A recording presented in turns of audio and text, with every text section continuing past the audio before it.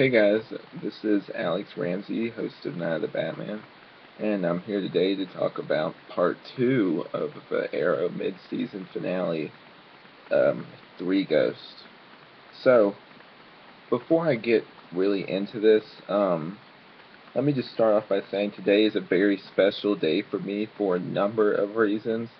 Not the least of which being that I got, oops, upside down, that I got this Arrow season one, which I'm really excited about. This is such an amazing show. Actually, recently got one of my friends to start watching it, and he's really into it, which is great. So, um, you guys probably don't care about that. Today's my birthday, by the way, so it's a very special day for a number of reasons. Not the least of which being that the Arrow mid-season finale was awesome. For the parts I saw, I missed a few parts, so bear with me as I kind of roll through this. I'm going to try and keep this as short as possible and just stick to the bullet points. This might not be as much of a review as it is just me saying my favorite parts of it. So, the last one was good. The last part of the mid-season finale was good, but I felt like they could have done a lot more with it. I wasn't that wowed by it. It was definitely good, but like most of the Arrow episodes are good. I was kind of expecting more. My expectations were kind of um, really high up for a number of reasons, and so I was kind of hesitant about this episode. I was definitely excited for a number of reasons, but when I went in to watch this one, I was immediately blown away. The Throughout the episode, they kind of slowly introduce you to the idea of Slade being alive. Like with even though it's hallucinations, they sort of get you comfortable a little bit with the idea of Slade being around. Um, and we'll get to that when we get to that. But this is the second part that. Hold on. Okay, that's better.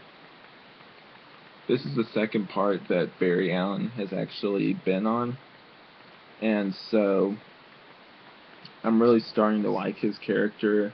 I'm not really sure when they're going to start the next part, but I'm definitely interested to see where that show is going because I really like that guy's character. I think he does a really good job. He's very likable in that role. I kind of hate to see him leave from the show. Get more to him later. But we have more stuff with Blood going on. He, we see sort of like on that note, we kind of see the sort of downside to what Oliver getting rushed in. I'll start from the beginning. Oliver gets rushed in to basically get help by Barry Allen. Oliver, when he wakes up, is mad, but kind of, I think he's just mad that he didn't, that now Barry Allen knows, and he doesn't really know him that well. He doesn't know if he can be trusted or not. And whenever he would tell somebody, it was someone he was absolutely sure he could trust. But I think he sort of realizes that this guy saved his life, that he was being a little bit insensitive to Felicity and also to Diggle in this situation, that basically it was either that or nothing. They let him die. So he gets better, and throughout the episode, um, find out that one of the one of the side effects. Sorry, I can't talk today. One of the side effects of the drug that he got injected with is hallucinations.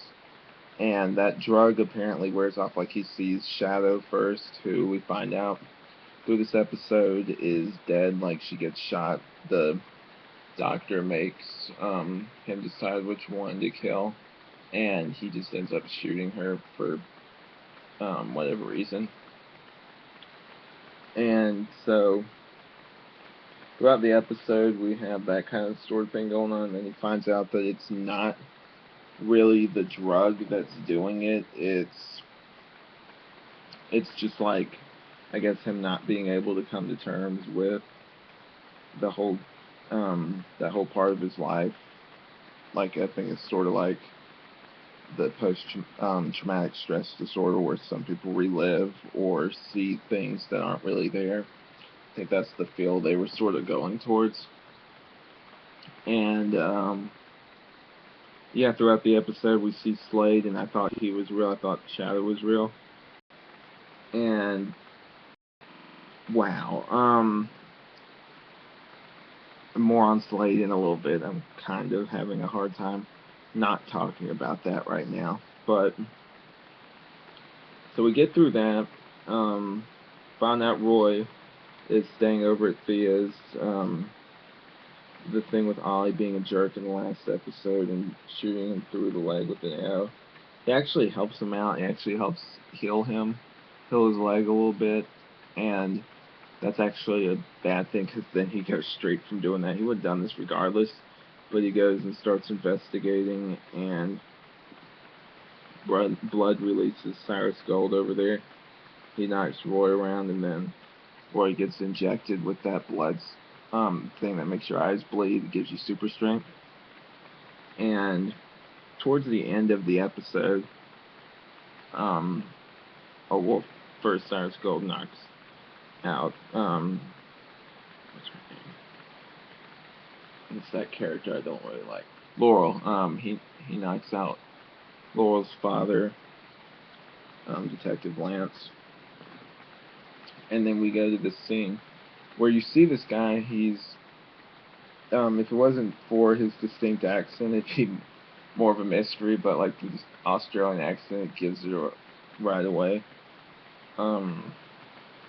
That Slade's alive, and they've kind of been teasing about this. The producer said at some point, they never specified, they would show people from the island flashbacks in current times, and we see Slade, and apparently he's behind some of the recent goings on with Blood.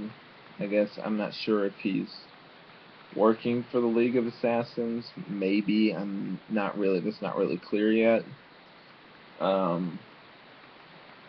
But yeah, like we see him, it cuts to him.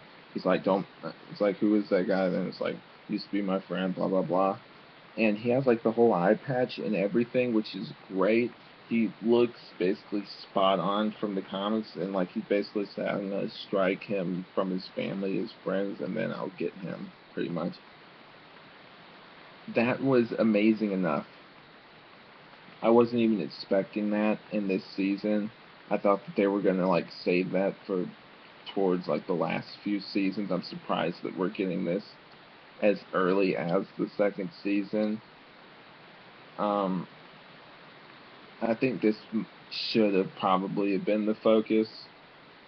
I'm just saying, like, I like where they're going with the League of Assassins, but I think overall if this were the focus, the main focus, and this was the only thing, the whole Blood and Slade thing, that would be perfect. Maybe they're going to do something where the League of Assassins, Ra's al Ghul, what's his name, Merlin, and all that stuff is somehow connected together. Maybe it is connected and I just haven't seen it yet. But I think maybe the show, like a lot of stuff recently with superhero properties, is sort of trying to cram everything into one thing. That's when stories get kind of confusing and you end up dropping important character beats, and also just losing bits of story, and you get a lot of plot holes that way if you try and put all of your eggs into one basket. I think maybe instead of just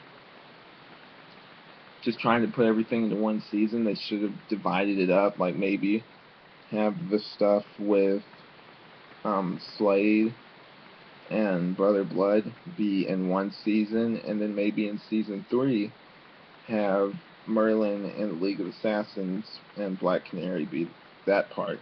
That made more sense to me. That's just me personally, though. So I really like this episode. Before I forget. I didn't even think we were gonna get the whole thing with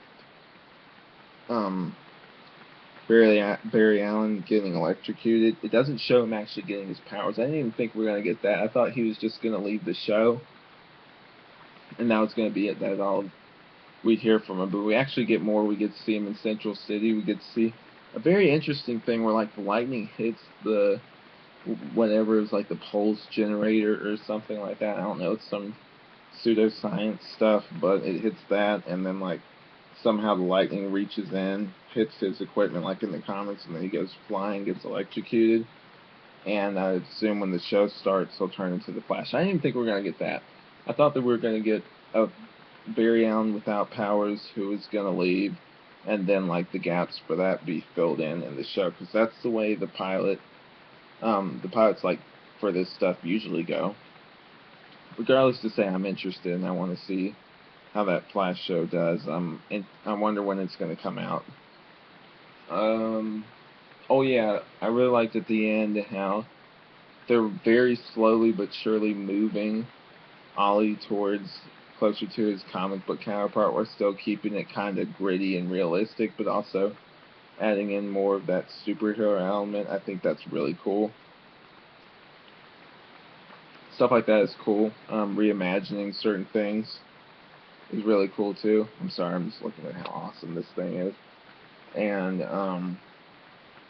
yeah, I'm interested to see what they do with Slade Wilson. I wonder if he'll be fully just like decked out in that uniform, the Deathstroke uniform, or if he's just going to stay with that suit. Like, regardless, he looks like the dude in the comics right now, which I think is really cool. Because they've had Deathstroke in other things before, and it hasn't been all that great. That's another video, though. So, I really liked it. I guess this has turned into kind of a review, so if I were to rate it right now, I'd give it a 4 out of 5 stars. And, yeah, I really look forward to see what they do.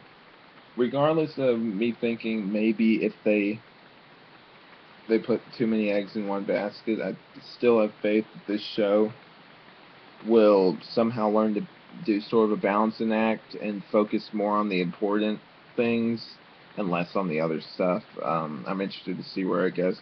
So what did you guys think of the mid-season finale? Are you excited to see where it goes from here? Do you want to see the new Flash show? What do you think of Slade Wilson being alive? Did you predict it like I did? And what do you think of the new mask? Do you think that's cool or lame?